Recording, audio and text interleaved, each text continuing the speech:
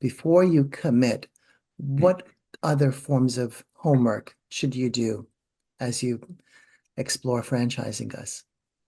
Yeah, I mean, certainly, as I mentioned before, you definitely need to do the soul searching and say, what are your criteria? Like, you don't want to just go out willy-nilly and just start looking because, there are over 5,000 concepts in the US alone. So how do you plant a flag and say, I'm going to explore, these? So it's important to know what are your success criteria. But then let's assume you've done that and you've narrowed it down to three or four, like we try to help people do. It's important to do what we call validation. Some people might call it due diligence, but I think it's more than just due diligence.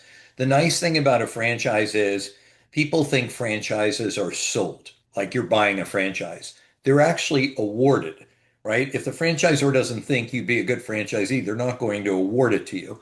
And that's important. They want you to do the due diligence because if you're not successful, they're not successful. They make their money as a royalty, which is a percentage of your revenue.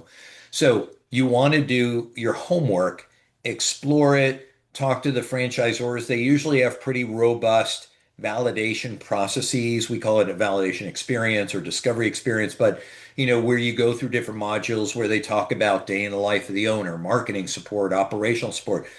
Ask good questions. You can ask any questions. I always tell my clients there are no questions that are off limits. There are no stupid questions. So you want to talk to the franchisor and learn from their perspective. They all have to provide you a document called a franchise disclosure document or an FDD. You want to review that and scrutinize it. There's a lot of good information in there. And then finally, and probably most importantly, and you don't necessarily have to do it for every concept you explore. Oftentimes when I have clients explore three, they might talk to franchisees or franchise owners of a couple of them and talk to a good cross section of them. Remember, they have no vested interest in whether you do this or not, and ask them about their experiences.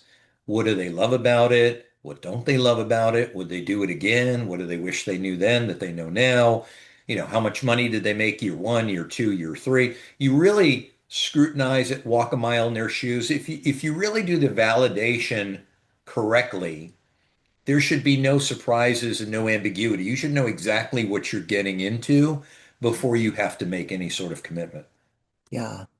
And we So, try to create a safe space to do that, abs from a coaching perspective, but it's important to go through that journey because what you don't want to do is have a sin of omission where you forget to ask something and then you get into a business and you're like, oh, I wish I knew that.